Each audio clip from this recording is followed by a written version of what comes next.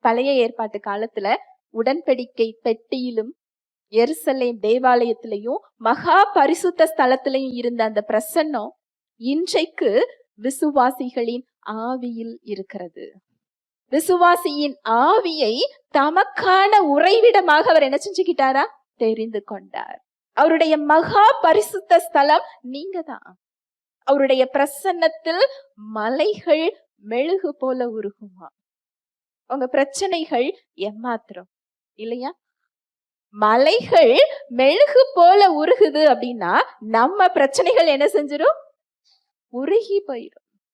அந்த பிரசன்னம் அவர் வார்த்தையில் இருக்கிறது. அவர் வார்த்தைய உங்க சிந்தனையில வச்சு நீங்க தியானிக்க தியானிக்க அந்த பிரசன்னம் உங்க சிந்தனைகள்ல வெளிப்பட ஆரம்பிச்சிடும். அந்த சமாதானத்துக்கு நேராக அது கூட்டி செல்லும். அந்த பிரசன்னம் உங்களோட பாரத்தை அது குறைச்சிரும். ஒரு விடுதலையை உங்களுக்கு அது என்ன செஞ்சிரும்? கொடுத்துரும். எப்பெல்லாம் உங்க பிரச்சனைய தியானிக்கிறீங்களோ அப்பெல்லாம் என்ன பண்றோம்? பிரச்சனையின் பிரசன்னத்துல இருக்கிறோம்.